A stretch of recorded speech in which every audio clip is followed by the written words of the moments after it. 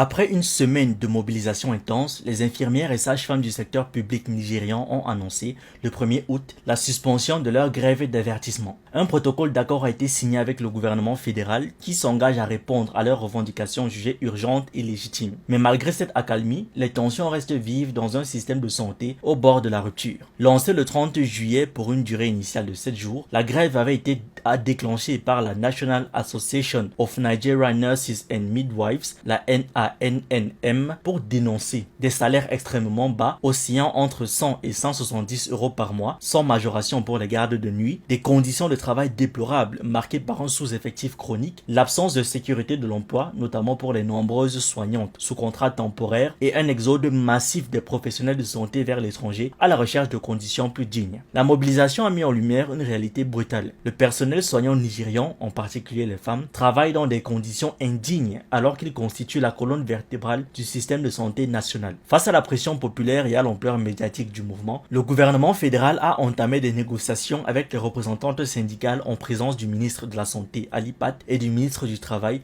Mohamed Dingyadi. Au terme des discussions, un protocole d'accord a été signé contenant des engagements sur l'augmentation progressive des salaires, la régularisation des statuts précaires et des délais de mise en œuvre clairement définis. Ali Pat a annoncé la suspension immédiate de la grève et a promis qu'aucune sanction ne serait infligée aux grévistes, ce qui a été salué comme un geste d'apaisement. Le mot d'ordre du mouvement, soigner les soignants c'est renforcer l'économie, résume à lui seul l'enjeu. Un système de santé affaiblit tout le pays. Si la suspension de la grève a permis de désamorcer une crise immédiate, les infirmières ont clairement fait savoir que le mouvement pourrait reprendre de façon illimitée en cas de non-respect des engagements du gouvernement. Le syndicat a d'ailleurs annoncé un suivi rigoureux de la mise en œuvre du protocole. Cette mobilisation est symptomatique d'un mal plus profond et structurel. Le Nigeria est confronté à une fuite massive de ses compétences médicales, avec des milliers de médecins et d'infirmiers formés localement qui partent chaque année pour le Royaume-Uni, les États-Unis ou les pays du Golfe. La situation des infirmières nigérianes soulève une question de fond. Comment un pays peut-il garantir la santé de ses citoyens si ceux qui la protègent vivent dans la précarité? Le combat des soignants est un symbole de résistance face à un système de plus en plus inégalitaire où les élites politiques bénéficient de soins à l'étranger tandis que les hôpitaux locaux manquent de personnel, d'équipements et de salaires décents. À l'échelle continentale, cette crise s'inscrit dans une dynamique plus large, celle du pillage des ressources humaines africaines par les pays du Nord qui profitent de la formation des personnels de santé africains pour s'en contribuer